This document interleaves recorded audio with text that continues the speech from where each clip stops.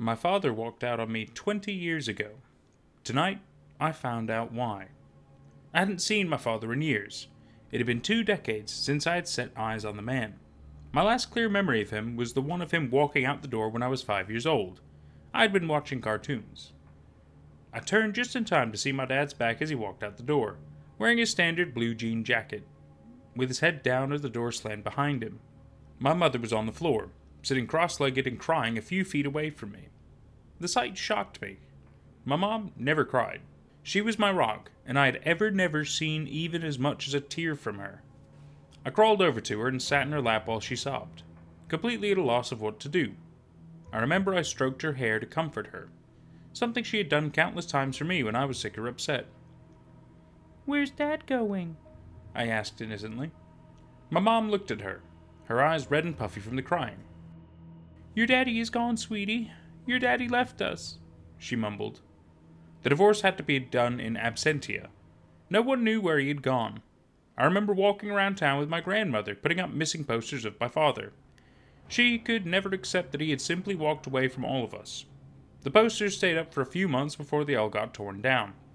Years passed. Mom remarried a great guy. I got therapy to deal with my dad leaving and eventually went off to college. Life was normal. Though I never stopped thinking about my dad. Not really. Even when I thought I came to terms with it, I'd get the urge to Google his name or search for him on social media. But nothing ever turned up. That's why, when he finally did message me, it came as a complete surprise. I was at work, messing around on my phone, while I had reports to write when it popped up on my screen. "Is this David Lewis? From Topeka? And your mom's name is Penelope? If so, then this is your father. I've been trying to get in contact with you."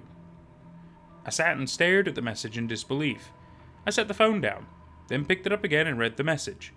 While I was processing everything, more messages appeared. "David, I'm so sorry for everything. For these years I stayed away. I really need you to answer me. I need you to agree to come meet with me." My first instinct wasn't to reply. I was half convinced this was some kind of scam. Someone knew about my past and they were going to ask for a Venmo or money transfer. I finally replied. "How do I know this is really my father, and not some kind of scam?" I waited for a reply. My heart was pounding, and a rush of thoughts were going through my head. If this was really my dad, I had a lot of things to say to him. Most of them weren't good. "I promise you, I'm your dad. When you were a kid, you had a ginger cat named Polka that died when you were 3. You had a stuffed teddy bear you slept with every night whose name was Mr. Simon. Please, David, this is really me, and I need you to agree to meet with me." I stared at my phone. I was racking my brain, trying to think of what to say. Tell him off? Tell him I'd gladly meet him because I'd missed him all these years? I did neither. "I need some time to process this. Let me write you back later this evening. I'm at work and I need to focus." Holding the phone, I waited for his reply. It came quickly. "I understand, but please, I need an answer by tonight." Going back to my desk to work on the reports was almost surreal. It was like I was a ghost in my own body. I did get everything done, though. It gave me something to focus on. Once I was home, I went straight to the bedroom and flopped on the bed, phone in hand. My fiancée wasn't home yet. Today was her late day at work. Of all the people I wanted to talk to the most, it was her. But she wouldn't be able to answer even if I did call. I read over the messages again. Honestly, I didn't have to reply at all. I could block him, let him sit around and wonder what he did wrong to make me abandon him. But I did finally message back. The curiosity was too much. "Why do you even want to meet with me? If there's anything you want to say to me, just type it out." His reply was almost immediate. "David, I'm so glad you wrote back. I was afraid I'd lost you. Trust me, I need to see you in person. If you never want to see or speak to me after that, I promise I'll never reach out to you again." I laid the phone down on the bed and stared at the ceiling. This was just too surreal to me. The front door opened, and Alicia walked in. "I'm home," she called out. She walked into the bedroom when she couldn't find me in the living room. She looked down at me and furrowed her brow. "Are you okay? Did something happen?" she asked, concerned. I shook my head and held up my phone.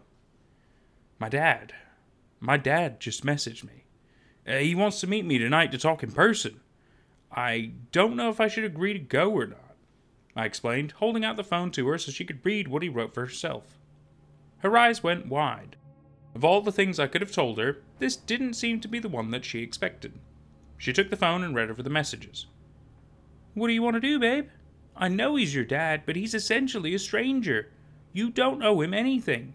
You still don't have to meet with him," Alicia assured me, holding my hand. "I think I want to meet him, even if it's just to find out why he left. I want to hear it from him," I said, squeezing her hand back. I turned back to the phone and typed out the message. "Where do you want to meet? Send me the address." His response: "Thank you so much, David. This means everything to me. I'm sending the address now." I was only mildly surprised when the address he sent me was only 30 minutes from our apartment. I looked it up on Google Maps and it showed a tiny cabin out in the woods. I felt a stab of anger from knowing he was this close to me and was only now reaching out to me. How long had he lived there? Years? Months? I would find out soon enough. Alicia insisted on coming with me, but I convinced her to stay at home. She had the address where I would be, and if she didn't hear from me in 2 hours, she would call me. And if she didn't hear from me, she'd call the cops. She wasn't convinced yet that this wasn't some elaborate scam. I had plenty of time to think on the drive out to my dad's place. When I arrived, I felt a pang of anger at the house. It was a lovely little log cabin. I knew enough about the area to know it wasn't cheap, and I wondered what he had been doing all this time to afford such a nice place. Not paying child support, that was for sure. The car had barely come to a halt before the door opened, and a man opened the door and awkwardly walked up to the driver window. "David!" the man said, breathless, a small smile on my face. It was my dad. Now that he was here in the flesh, it didn't feel real at all. He looked haggard and thinner than his photo had let on. I stepped out of the car and he backed away to let me out, the small smile still on his face. Everything I had planned to say to him vanished from my head as he gestured towards the house. "Come on, let's get you inside. I have a lot to explain before it's time." He started moving to the cabin, not looking back to see if I was following. I followed. I stared at the back of his head, glaring. He hadn't tried to hug me or touch me in any way, for which I was glad, but I was also disappointed that he hadn't tried. The inside was nice, minimally but tastefully decorated. It had a woman's touch, as Alicia would like to say. Maybe he had a girlfriend or even a wife. "Mom remarried. His name is Steve. He's a great guy," I blurted out. My dad turned and looked at me. The smile fell from his face and his eyes dropped. "I know. I saw that on social media. She looks happy," he said softly. I shrugged. I had said that to hurt him, but now all it did was make me feel a little guilty. "Why did you ask me to come here, after all this time? I just want you to know if you're going to ask about getting a kidney or money from me, you can forget it," I snapped, my voice sharper than I had intended. I wanted to play it cool, collected, but I was too frazzled. He stared at me. His eyes were watery as if he was fighting back tears. He seemed at a loss for words. I shifted awkwardly on the couch, averting my eyes. "I just needed to see you. I wanted to explain why I left. I'm not going to ask for forgiveness, but I do want you to understand why I did what I did," he said in a rush. I looked up at him.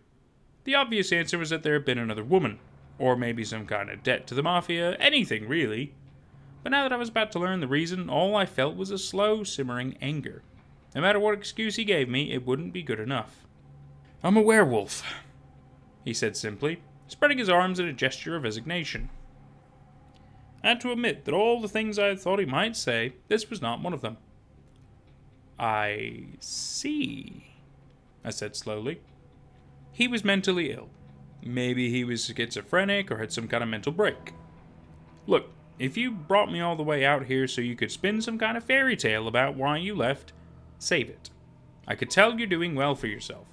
There's no need to lie to me." I gestured angrily around the cabin. His eyes followed my hands as I pointed to our surroundings, and a tiny smile formed on his lips.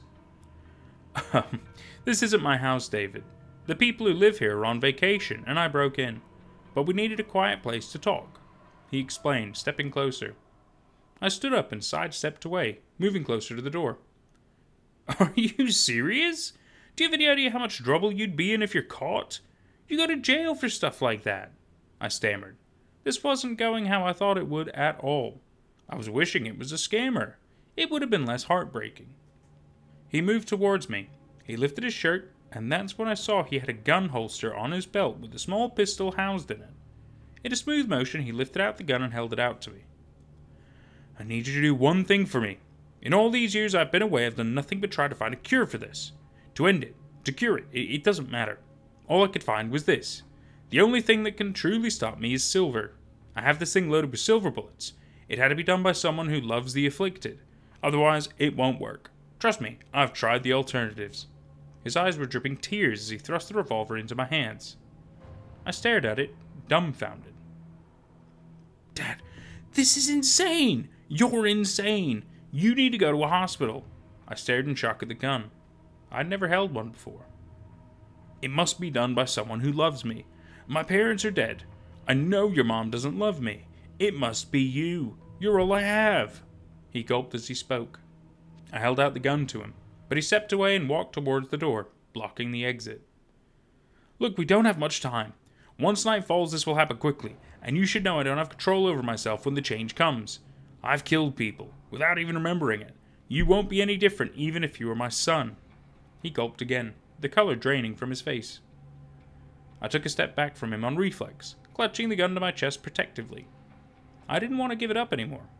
I didn't believe for a second that he was a werewolf, but giving him the gun seemed like a bad idea. It's time to go outside now. No reason to ruin this nice house. He huffed. His breath was coming faster, like he had just run a mile. His face, already pale, was taking on an alarmingly waxy texture that was making my stomach turn. I'd no idea if he was having a stroke, but he suddenly did not look good. He stumbled outside and I followed him, not knowing what to do. I glanced at my car. I could just run to it and leave. Take the gun with me and call an ambulance for him. Don't even think of trying to make it to the car. You won't have time anyway. He looked up as the last rays of daylight vanished over the horizon. It's happening. Forgive me, David. Please know I always loved you. I hope you still love me. He rasped as he doubled over, seemingly in pain. Dad! I gasped, taking a few steps towards him. No! He screeched at me, holding his hands out and backing away, before he fell to the ground and started convulsing. It happened instantaneously.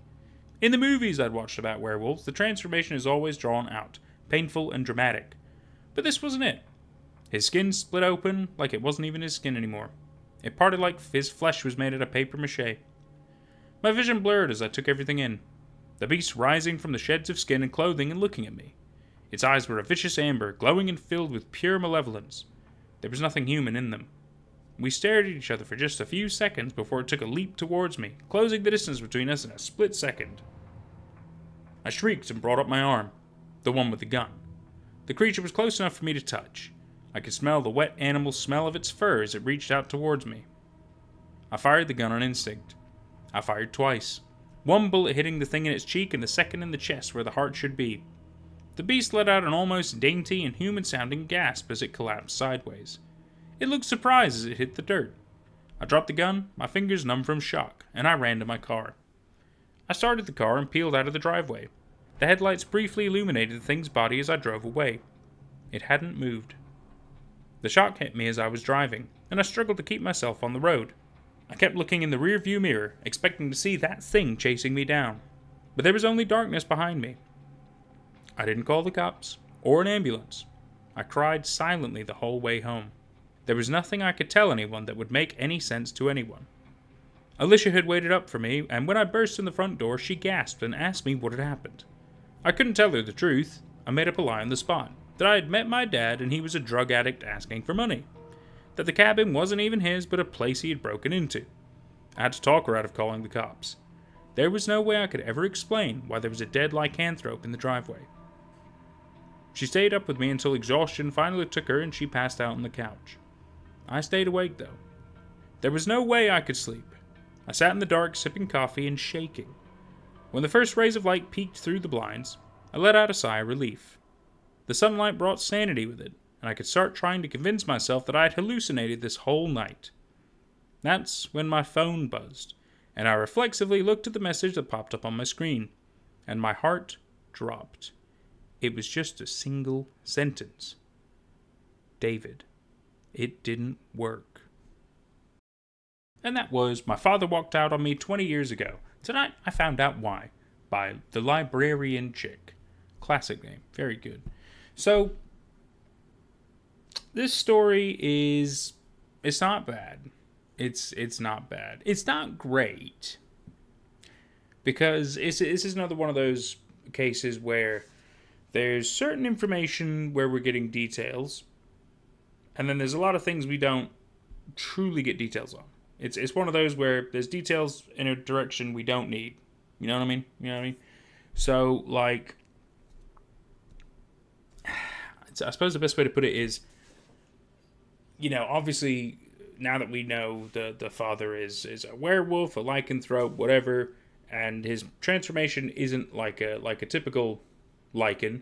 It's more shapeshiftery, sort of less painful, but he also doesn't have control over the form, almost like a Jekyll and Hyde situation. It's so we don't know how he's got it. I mean, has he always been this way? Because you got to think about it. The fact that the father and the mother clearly had a baby together, obviously, whether one kid or multiple, we only know the one. That's fine. But 5 years old is when the father walks out. Clearly, the mother must know. She must know something. Maybe she doesn't. I suppose it's fine if she doesn't. But it's just odd.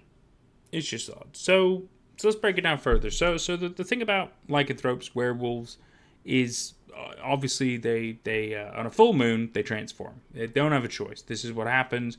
They only transform on a full moon. Which a full moon, it's not every day, I think in some cases it's maybe once or twice a month, sort of a situation. Depends on, obviously, the light with the moon, everything. It's got different phases and stuff like that. And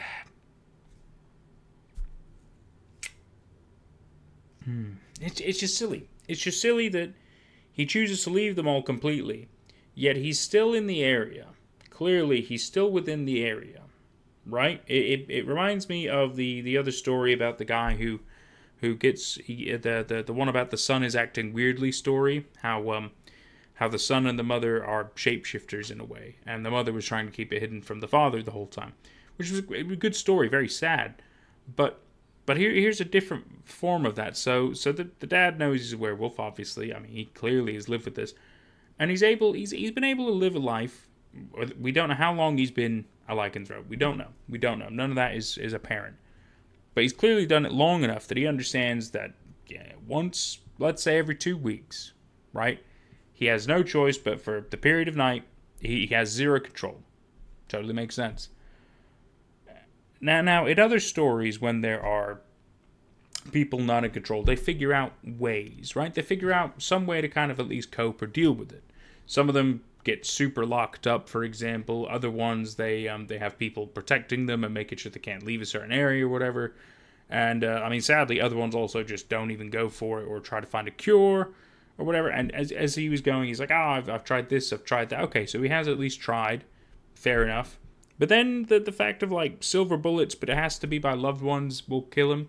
That's just a weird extra rule. Because typically just silver bullets will kill a werewolf. I mean, yeah, you have to usually hit them with more than one. You got to make sure they die. But it kind of like prevents them from regenerating. That's like part of the thing of the silver bullets. But it's similar with like vampires and stuff. Like the silver is meant to be something that works against what they are. And so I don't really have a big issue with, oh my God, the silver bullets didn't work because maybe my son didn't love me. That's cool. I don't have an issue with that.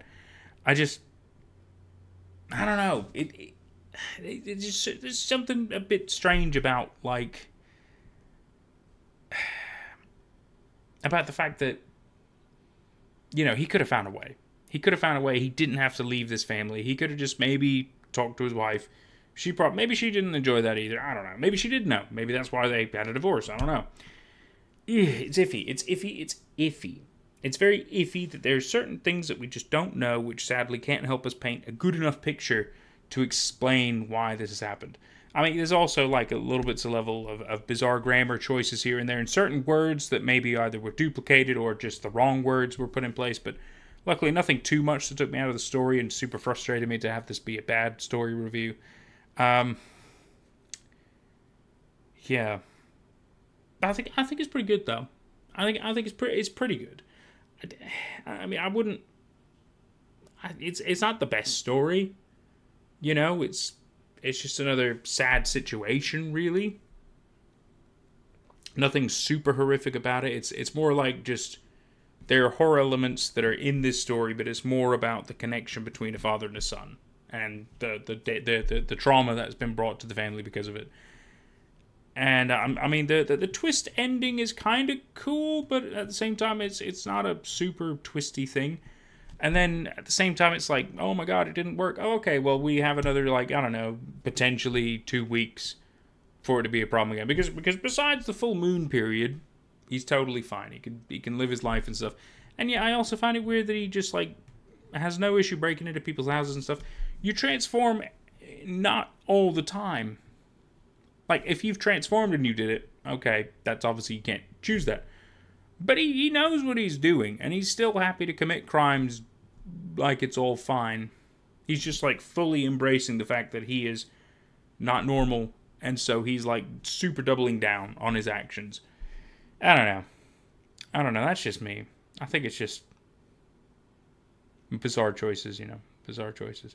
Also, the fact that, like, he just decided to randomly message his son after all these years, like 20 years, after 20 years, he decides to message his son through his phone. So somehow he had his phone number. Was he a tech fucking whiz? Is he calling up these, like, you know, Verizon companies and stuff and asking for the phone number of that kid? I'm not gonna fucking give you that information. What's it? He doesn't seem like a tech savvy dude. I don't know. I'm nitpicking. I apologize. I really apologize. Besides my little niggles, the story ain't bad. It ain't bad. It's not every day that you see a werewolf in a story either. So actually, I'm pretty pleased about that. That was a nice, refreshing little monster take for us. I like learning about new ones, but ones that are new to me anyway. But it's nice to see a classic oldie one used again, because you tend to get a lot of ones about vampires and vampiric creatures. They're very popular. But yeah, werewolves don't always get the love. It's a shame. It's a real shame. Werewolves are cool too. Werewolves are monsters too. I'll get that on a shirt maybe. Anyway, I'll stop rambling. This has been Nate at Night. I've enjoyed myself, and I sure hope you have too. We will see you for whatever's next. Take care. Thank you so much to my YouTube members and Patreon members for all the love and support. It's thanks to people like you that we can keep growing.